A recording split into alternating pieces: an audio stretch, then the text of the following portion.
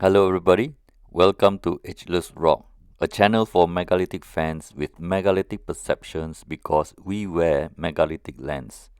This video is a continuation of my previous video on Palau Island, where monoliths and mysteries are everywhere if you care to search beneath the surface of what everyone is talking about. We live in a tiny planet in our Milky Way galaxy, but yet it is too big for us to understand a fraction of our human history. Austronesians can be found across the Pacific Ocean from Palau Island to Hawaii. Is not just astounding but also intriguing as we do not have a rock solid explanation for this other than they were great seafarers. I did a video on Rai Stone which you can watch separately.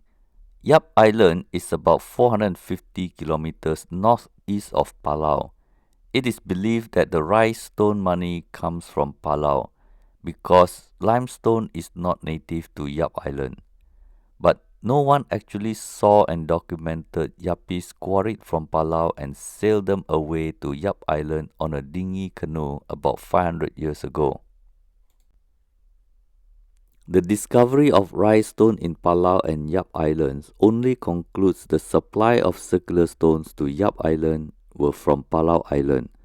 If Yapis were busy carving limestone bedrock to have circular limestone, why would they say they were sacred stones and had no idea how it got there? Why would they carve circular limestones as money when they use seashell necklaces for money on a daily basis? It was only after the introduction of iron tools and better boats that Yapis were actively making Rai stones from Palau in front of Europeans. The huge and ancient stones in Yap Island remains mysterious and sacred. Palau is basically their central bank where money was minted straight out of bedrock. But the weird thing is that they were quarried in the cavern where it is dark and difficult instead of the side of the slope where it is bright and easy. If Rai stones were quarried as money, they don't need to get it from Palau. There is no reason Rai stone had to be limestone. Rai stone from whatever bedrock carved with seashells is already very hard to get. Yapis use seashell necklaces for daily bartering of groceries. Today, Yapis in Yap Island use US dollar as currency, but Rai stones remain sacred and exchangeable in ceremonies, rituals, and situations where sentimental value is more important. Based on the information given on the rusty notice board, this circular stone is 3.5 meters in diameter. The center is 38 centimeters thick and the edge is 18 centimeters. I will use 28 centimeters for average. Based on these dimensions given, the volume of this circular stone is approximately 2.7 cubic meters. Since the density of limestone can range from 1.5 to 2.7 tons per cubic meter, I will use 2 tons per cubic meter for easy calculation. The weight of this rock at the low estimate is about 5.4 tons. However, the notice board says it is between 1 and 2 tons. I wonder if the measurement is wrong or the notice is wrong. I might have to go there and measure myself. Also, this broken circular stone is far better than many you can find on Yap Island. The broken edge on the side will not be a reason to abandon this $1,000,000 stone. I think it was left here since the unknown ancient builders dropped them here, and it was simply too heavy to be transported by primitive outriggers to Yap. I think the Rai stones were already in Palau and Yap Island long before the Europeans arrived. Because there were many in Yap Island, they claim whatever they can on a first-come first-served basis, and some were simply too sacred and heavy at the same time. The ownership changed hand with or without moving the stones. The value is in how sentimental it was to the owner. This never happened in Palau because there wasn't enough to be circulated. the monetary concept never took off in Palau. When the Europeans arrived, minting money out of bedrock became rampant and lost its trading power, but the sacredness remained unchanged. We have to revisit the flimsy narrative of circular stones as money because of what happened in Yap Island. There are unexplained megaliths in Tinian Island, Rota Island, and Guam Island as well. Between Palau and Guam is Yap Island in a straight line. You have to look at the big picture and use a little bit of common sense to say that we have no idea who made them, and it is okay to think humans didn't do this. Another mystery to solve in Palau Island is the massive earthwork. The uphill task is no small feat for humans. Not even a workforce of a large village can explain this. It is almost like building a step pyramid but with earth. But even more interesting and important is why. Why would ancient Palawans need to reshape the landscape into huge trenches and terraces? It is only an assumption that they were used for agriculture.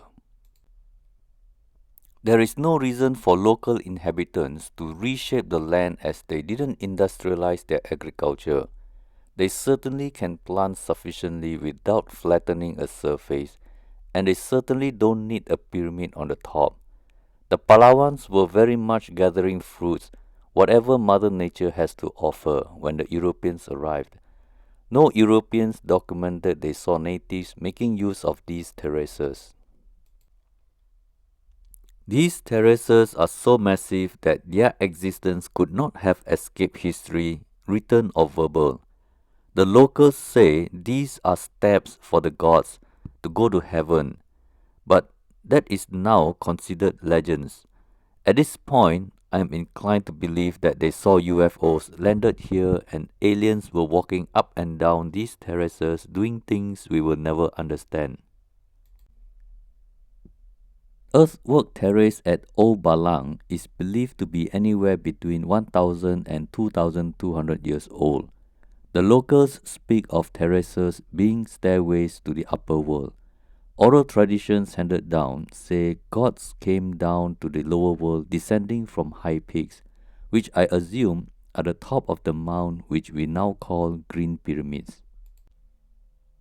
The terraces are hard to see at ground level, especially when fully or partially covered with vegetation. However, a LiDAR scan shows a clear and unmistakably man-made terracing of a natural land. This 800-meter stretch, based on the scale, is not a small job for people with stone tools. You cannot justify the need for this no matter how hard you try. This earthwork project of basically reshaping the landscape is an engineering marvel we wouldn't do with our bulldozers and tractors unless it makes good economic sense. If there is a large-scale production of one thing for a large population and is profitable, then it would be a viable project. But the natives wearing coconut fibers while gathering fruits had no need for large production of agricultural produce. According to the Bible in Matthew chapter 17 verse 20, if you have faith as small as a mustard seed, you can move a mountain. I wonder if that can be applied in this scenario. This mystery may not qualify as megalithic project because it doesn't involve any rock. It is literally just making mountains out of molehills for unknown reason. But it certainly has the concept of terracing a landscape with certain parts ending with a pyramidal top that reminds me of Ollantaytambo and Machu Picchu in Peru. The undulating panoramic view is reshaped manually into terraces, hills, and topped with green pyramids. As you can see from the photo, the brownish land area is just the exposed area. It is easy to notice the grand scale of the earthwork terrace at this altitude, and to say Palawans were extremely hardworking is not sufficient. But how do you explain 20% of Babel Doab has been reshaped by inhabitants with primitive stone tools, with primitive minds, who just want to pluck fruits from the trees? It is believed that the construction started as early as 400 BC and went on till 1200 AD. That is 1600 years of reshaping the island. Is it possible to forget to the point of lost civilization in 800 years without any oral traditions of how great their ancestors were? They spent 1600 years moving earth without planting anything, and successfully spent 800 years forgetting. It will make sense for Palawans to make terraces now, since their population has increased, but yet no one is doing it. There is no reason to undertake such colossal civil engineering work. There is no memory of how it was done. Legends and myths only link them to gods and deities with a flood story. Based on Western logic, the population of Babel Doab was very high in ancient times, and something drastic happened and brought the population size down to a new low and remained low for many centuries. This population size assumption is seriously flawed.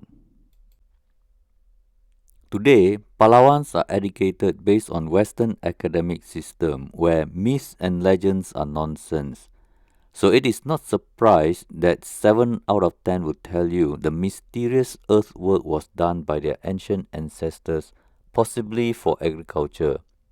Myths and legends are not written down and circulated like Snow White or Jack and the Beanstalk. Eventually, it will be a knowledge known to very few, and those who seek will find it hard to get. Today, about 80% Palawans are Christians. The Europeans brought modern education that says their flood story is a myth. Ironically, they also brought in Christianity with a flood story, but that is not a myth. If Palawans were to question the definition of myth and ask for evidence of biblical flood, they would probably come back to square one. While Noah had a wooden Titanic, the Palawans had a hut on a bamboo raft.